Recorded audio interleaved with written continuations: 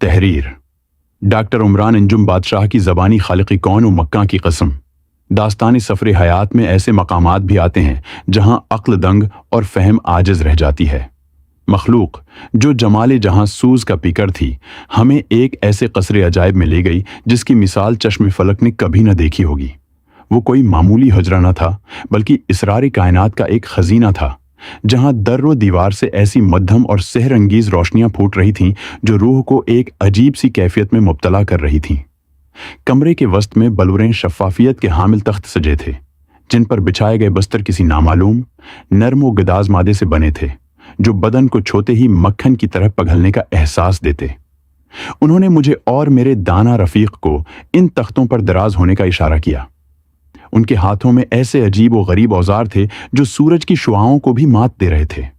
وہ نیزے کی انہی سے بھی زیادہ باریک سوئیوں جیسے آلات تھے، جنہیں دیکھ کر بظاہر تو خوف آتا تھا، مگر ان کی چھون میں ایسی لطافت تھی کہ جب انہوں نے ہمارے اجسام میں پیوست کی تو درد کا ایک معمولی سا احساس بھی نہ ہوا۔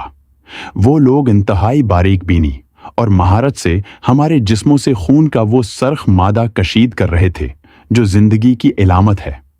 اور صرف یہی نہیں، بلکہ کسی نادیدہ نالی کے ذریعے ایک سیال نیلا مادہ خاموشی سے ہمارے وجود کے اندر انڈیل رہے تھے، جو آہستہ آہستہ رگوں میں اتر رہا تھا، مگر اس عمل سے کوئی تکلیف تو کجا، الٹا ایک بے نام سی راحت محسوس ہو رہی تھی۔ وہ مخلوق اپنے شیشے جیسے اوزاروں میں ہمارے خون کے ٹیسٹ کرنے میں مگن تھی۔ جیسے ہی انہوں نے مائکروسکوپ نما آلات سے اس سرخ مائع کا معائنہ کیا، ان کے چہروں پر حیرت کے آثار نمایاں ہو گئے۔ انہیں معلوم ہوا کہ یہ خون تو ان کے اپنے اجسام میں دوڑنے والے نیلے مادے سے حیرت انگیز مطابقت رکھتا ہے۔ ایک علیحدہ خفیہ اجلاس منعقد ہوا جہاں اس سیارے کی ماہر ڈاکٹر مخلوق جمع تھی، تاکہ وہ اپنی عظیم ملکہ کو اس غیر معمولی دریافت کی رپورٹ پیش کر سکیں۔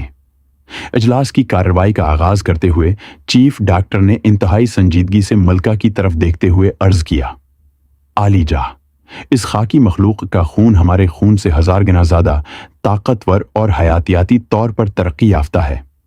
اگر میں مثال دوں تو یہ صرف 2 فرد اپنی جسمانی قوت کے بلبوتے پر ہمارے 50,000 لشکریوں سے تنی تنہا لڑنے اور انہیں شکست دینے کی صلاحیت رکھتے ہیں۔ ملکہ کے چہرے پر، جو ہمیشہ پرسکون رہتا تھا، پہلی بار حیرت کے ساتھ ساتھ پریشانی کے سائے لہرانے لگے۔ 50,000 کا لشکر، یہ سوچ کر ہی اس کا وجود لرز اٹھا۔ ڈاکٹر نے اپنی رپورٹ جاری رکھتے ہوئے کہا، ان کے خون میں ایسے نایاب اور طاقتور ذرات پائے جاتے ہیں جن سے یہ اپنے جیسی نئی مخلوق پیدا کرنے پر قادر ہیں۔ اس کے علاوہ ان میں ایسی مدافعاتی اور بحالی کی صلاحیت ہے جو ہمارے خون میں دور دور تک موجود نہیں ہے۔ لیکن عالی جاں، ایک ایسی چیز بھی ہے جو ہمارے اندر ہے اور ان میں نہیں ہے۔ ملکہ نے بے تابی سے پوچھا، وہ کیا؟ ڈاکٹر نے دھیمی اور گہری آواز میں جواب دیا، ان کا جسم چاہے کتنا ہی طاقتور کیوں نہ ہو، ایک مقررہ مدت تک ہی زندہ رہ سکتا ہے، پھر یہ گوشت و پوست کا ڈھیر ناکارہ ہو کر مٹی میں مل جاتا ہے۔ ان کے پاس موت کا قانون موجود ہے۔ ملکہ یہ سن کر مزید حیرت زدہ ہوئی کہ اتنا طاقتور جسم جو 1000 گنا زیادہ قوت رکھتا ہو، آخرکار ناکارہ کیسے ہو سکتا ہے؟ ڈاکٹر نے وضاحت کی کہ ان کے خون کے اندر کائنات کے بے شمار راز پوشیدہ ہیں۔ اس نے ایک خوفناک تجویز بھی پیش کی، عالی جاں، اگر اس مخلوق کے خون کو کسی خاص طریقے سے مشروب بنا کر پینے میں استعمال کیا جائے تو ان کی یہ لاجواب طاقت اور تخلیقی صلاحیتیں ہمارے اجسام میں بھی منتقل ہو سکتی ہیں۔ ہم بھی اتنے ہی طاقتور ہو سکتے ہیں۔ وہ بے خبر معصوم قیدی، جو ان تمام خوفناک سازشوں سے ناواقف تھے، ملکہ کے دربار میں دوبارہ پیش کیے گئے۔ ملکہ نے اپنے ذہن میں پکنے والے منصوبے کو عملی جامہ پہنانے کا حکم دیا۔ ان کے جسم سے مزید خون نکالا جائے اور اسے ہمارے کسی خاص مشروب میں ملا کر تجرباتی طور پر ہماری ایک لڑکی کو پلایا جائے۔ ہم دیکھیں گے کہ اس سے اس کے وجود میں کیا تبدیلی رونما ہوتی ہے۔ ادھر میں اور میرا بزرگ ساتھی اس انڈیلے جانے والے مادے کو دیکھ کر پریشان تھے۔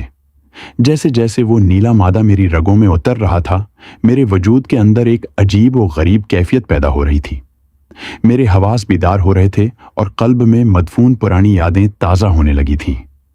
ان نوری لڑکیوں کے اجسام کو دیکھ کر جن کی جلد کسی مکھن کی طرح نرم اور چمکدار تھی، مجھے بے اختیار اپنی ملکہ یاد آ گئی۔ ایک عجیب سی خلش میرے سینے میں اٹھی۔ اگر یہ لڑکیاں اپنے ان چمکدار لباسوں کو اتار دیں تو کیا یہ ہماری دنیا کی عورتوں جیسی ہی نہ ہوں گی؟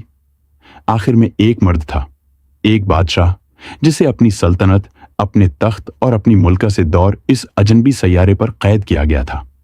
میرا دل اپنی ملکہ سے ملنے کے لیے مچلنے لگا، ایک ایسی مچل تڑپ جو مجھے مجبور کر رہی تھی۔ میں نے اپنی اس کیفیت کو اپنے دانا ساتھی، بزرگ رفیق سے بیان کیا۔ انہوں نے میری طرف ہمدردی اور گہری سوچ سے دیکھتے ہوئے کہا، شہنشاہ عالم، یہاں شادی کا کوئی رواج نہیں۔ یہ مخلوق نہ مرتی ہے اور نہ ہی ان کی اولاد ہوتی ہے۔ ان کی بقا کا قانون انسانی تمدن سے بالکل مختلف ہے۔ یہ لوگ شادی کے بندھن اور خاندانی نظام سے مکمل طور پر ناواقف ہیں، لیکن یہ ہو سکتا ہے کہ ان کے اندر بھی انسانی جذبات کی کوئی چنگاری موجود ہو۔ میں نے مایوسی سے سر ہلایا۔ مجھے نہیں لگتا کہ ان کے اندر انسانی جذبات کی وہ گرمائش ہوگی۔ میں ایک بادشاہ تھا، مگر اس وقت میں ایک قیدی تھا جس کا خون کائنات کے دوسرے سرے پہ سازشوں کا حصہ بننے جا رہا تھا۔ جاری ہے اگر آپ کو یہ کہانی پس۔ حسن البصری قرآن اکیڈمی کے ساتھ قرآن سیکھیں۔ ہم دنیا بھر میں اسکائپ، زوم اور واٹس ایپ کے ذریعے قرآن کی تعلیم دیتے ہیں۔ ہم مبتدیوں کے لیے قرآن تجوید کے ساتھ قرأت کورس، قرآن ترجمہ، قرآن حفظ اور تفسیر کے کورسز پیش کرتے ہیں۔ قابل اور تربیت یافتہ فیمیل و میل اساتذہ کے ساتھ قرآن سیکھیں۔ ہمارے ساتھ شامل ہونے کے لیے جلدی کریں۔ ہماری ویب سائٹ وزٹ کریں hasanalbasriquranacademy.com۔ What's app number 0306397036